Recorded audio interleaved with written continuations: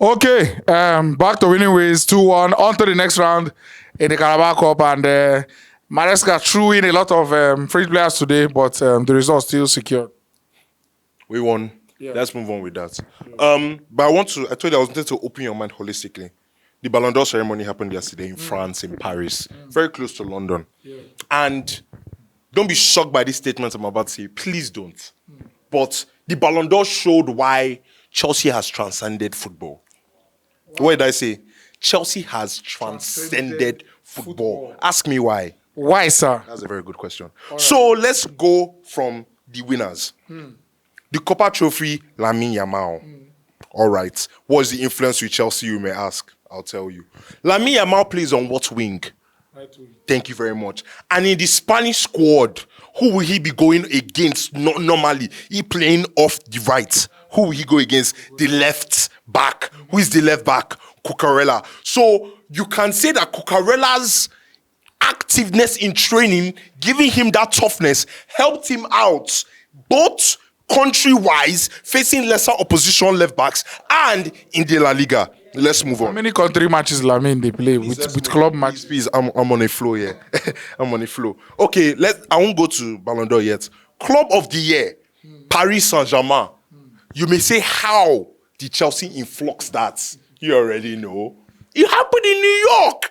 Come on. We demolished them, showing their fragileness and their weakness. And what did the Romans say? There's nothing greater than a fragile man. So we humbled them, and that humbled the hearts of Parisians, which made them the club of the year. They couldn't give it to us because we won Champions League. But you understand what I'm heading at. Let's go on. The Yanis Trophy, Donnarumma. Why? The humbling again. It happened in New York. 2 goals against the best player in the world. Cold Palmer. Let's go on with that. Let's move on. Women's Club of the Year, Arsenal. Where does Chelsea come in? They play in the same league. We beat them for the league trophy, yes, but the play they had with us were very, very tough, which encouraged them to do what? Win in the Champions League. Follow with me. Women's Coach of the Year was England's coach. And if you go back, what did she say in her this thing? The players did this for me. What player is she talking about? She's talking about none other than the Women Janssen Trophy, Hannah Hampton. Who is who? Chelsea's goalkeeper. How did she talk about Hannah Hampton? Because the Women's Euros went to the finals of penalties, keeper versus player. And who stepped up? Hannah Hamilton. And not only is Hannah Hamilton there, but you have 5 other Chelsea starters in the England Women's Euros team. Please follow with me. Then lastly, the Ballon d'Or feminine was Antonio Bonmati. But honestly, Aitana. What's her name? Aitana. Thank you very much for correcting me, Antana. But in my honest opinion, I thought Alicia Russo was robbed. Ask me why she was robbed. She plays for England. She plays for Arsenal. She won everything. But why didn't they give it to her? Why? Because that girl that you just mentioned, she played who in the semi-finals to go to the finals? Chelsea. Did she score? Yes, she did. So indirectly, FIFA saw that as a greater match than against Arsenal because she scored. Are you following up with me?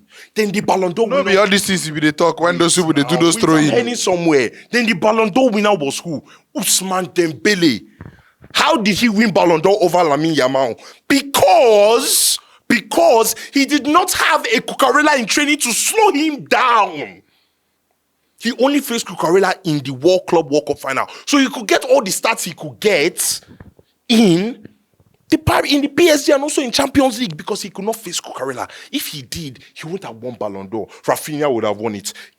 Stay with me, please. Stay with me. So, Okay, I'm not with you. I've never been with you. And Cole Palmer was 6th, even though I thought that was a travesty. 6-20. He was 6th. He was 6th. Come. He finished 6th. Hey, Tabi, what did that? You see, it's even more of a travesty. Cole Palmer should have been top 3, of course. Of course, he should have been top 3. Okay, top 3 Chelsea players. No, Yeah. top 3 Ballon d'Or. What are you talking about? Follow up with me. Because of the whole Chelsea influence, he has to be there. Because he motivated Dembele and motivated Lamine Yamal to be where they are today. Come on. He changed football. Yeah. Chelsea has changed football. That's what I wanted to say today. But yeah, let's go back to LinkedIn City. It don't finish. Yeah. I just want to put that out there. Chelsea has transcended football in Paris. And we beat the Parisians Chelsea player don't win Ballon d'Or before. in New York. Which Ballon d'Or be that? Huh? Oh. What are you talking about? Yee. Lincoln City. Let's go. Come on. 2-1 win. Okay, get out of bed. Yeah, 2-1 win. 2-1 win. Let's start from the starting lineup. I expected that starting lineup. I expected it. Although I expected the several to start. I didn't expect Gittins and Garnacho to start like that, especially Gittins of the right. And I said, Maresca, please, you need to learn something today. Play players in their positions. Gittins went to the left. Immediately, you saw how he was taking people on. And Garnacho felt more comfortable on the right. So please, next time, play people in their positions. Hato is not ready to play in this game. I'm not going to go into conclusions because I went to conclusions this first half today and also in the last game, in the last week's interview with Tyreek George. Tyreek George did not start the game well. But Tyreek George showed a different level in the second half. I will give him that. But he still hasn't proved me wrong yet. I don't believe he's Chelsea level. I still don't believe it's Chelsea because Lincoln City is not Chelsea level, if I'm being honest. This is not Premier League level opposition. It's not. It's not. We play terribly. Our defending is awful. Set pieces were awful. We are shaky at the back. See Jorgensen is not ready to also play. Hato is not ready to also play. Jorgensen and Hato need to not play in important games. They can't play in important games. They can't. I don't know. Jorgensen, you can feel how nervous he is. I could feel it from the TV. I'm like, this guy is nervous. Why are you nervous? You play Lincoln City. You're coming out, you're shaking. You don't know whether that's come out or not. Like, what are you doing, bro? This is your chance to show that you're better than Sanchez, but you're showing that you're worse. You're showing that you're worse. So I really don't understand. Hato, what is going on, bro? What the hell? Shaky warrior. Shaky. Like wagwan, bro. You look so uncomfortable. I can tell. This nigga is back. You are lucky those wingers are not Premier League. Imagine that winger had a longer speed. Oh my God. Would have had a tough day today. Thank God for their wingers being slow. Jesus, man. You need to wake up.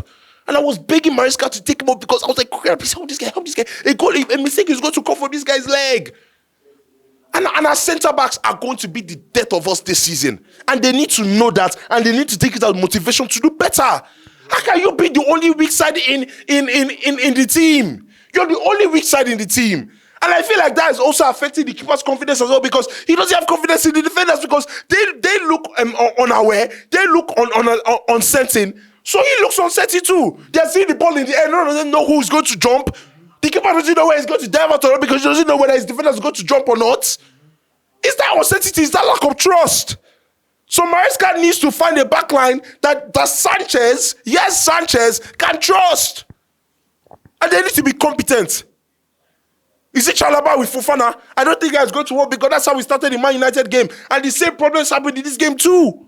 Is it Tosin and Chalobah? Is it Badiashile and Fofana? Who is it? Because right now, we are missing Colwill. We are missing Colwill so much. Maresca said this thing before the transfer window goes, I need a centre-back. He didn't hide it. I need a centre-back. He didn't hide it. These boys are very, very lucky they did not lose today. Very, very lucky. In fact, I take this as a loss. See, all this grand, but you know we take him as loss. So now winning be this, bro. No. Talks is winning, but compared to who we are playing, we're playing Brighton. They won 5-0. Bro, you they play away. You they rotate your team. Your players are coming from a loss. I understand what I'm trying to say, but these players are meant to take this as a confident booster. This is meant to be our conference league. It's meant to be our conference league. They need to give Maresca some sort of avenue to know who can back up the starters. Because we have a long season ahead of us. These are the games you show that we don't have conference league where we can now do a whole team B. We don't have that. This is the thing. And if Carabao is a higher level than conference league, if I'm being honest. Yes. So you have to mix your starters with your non-starters. So when the non-starters are not playing like starters, it's very, very difficult for him to now rest the starters. That's the truth. So these boys, when they get to opportunity, they need to wake up. Kittens, no matter what wing they put you in, you have to be effective. Why did they shy to talk about Enzo Fernandez? Enzo Fernandez has been very, very terrible. Okay. Enzo Fernandez has been terrible. In Man United's game, he was terrible, but the 10 men exposes Enzo Fernandez because he cannot recover. So he exposes him naturally. Yeah, Today, he caused the goal. He caused the goal. Him and Chalobah and complacency, the whole back line and his complacency. Yeah. So sometimes Enzo Fernandez does this to stick to the basics. Chill. Chill the fuck out. That ball, you didn't need to be there. Leave it for the centre backs. You want to do everything. He's like that guy in 5-a-side that wants to kick the ball from give me. He will now run to the centre backs and want to play from there. No, bro. You will get the ball. You're a midfielder. You're going to touch it. You can see how they are choking us. By the time you cross that ball so casually, 2 people were already running in. Ball slow. They know they pass. So you already passes put across Chalobah in a tight spot. But Chalobah as well needs to wake up. There were a lot of loose passes from him today. Him and Fofana. Yeah. They need to wake the fuck up. If they want to be a future in this club, you need to wake the fuck up. We'll talk about Garnacho. A long time coming, and he made his first start today. Again, difficult conditions, but would you understand or you say, Omar, no be this? I have to be very honest. He was our most productive player in the first half. Especially when they were choking us, especially when he went to the right-hand side. You could see Garnacho's flariness. He was getting fouls, he was getting stuck in a little bit, but although set pieces, he needs to be a bit more aware. He needs to learn how to mark his man. I believe that maybe Maresca maybe took him off earlier than usual, maybe because he wants to play him over the weekend against Brighton. But with the way Esteval played today, and with the way Neto played on the left, it could be anything. It's a good headache to have. It's a good headache to have for sure. But I'm curious to see how Maresca sets up our front three, especially without Cole Palmer playing, because for sure Cole Palmer is not going to play probably the next 2 games. So I'm curious to see that. Is Esteval going to play the number 10? Then you put Neto on the right, put Gittins on the left, or Garnacho, or João Pedro plays at the number 10. Who is going to strike? Is he going to be Tyreek George? Options. Then Neto, then Esteval. Yeah. We'll see. Anyways, your final thoughts, man. My final thoughts, I've just told you.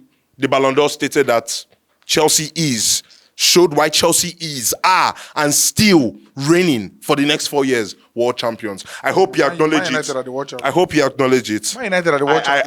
I hope the fans acknowledge it. What are we doing here? Man United are the world. Let's not spread wrong information here. They acknowledge it. Let's not spread wrong information here, please. Man United up champions world. Thanks for watching. Right here, another one of our videos where you're supposed to like, and all our social media links. I beg, follow us on every platform because we get content for everybody.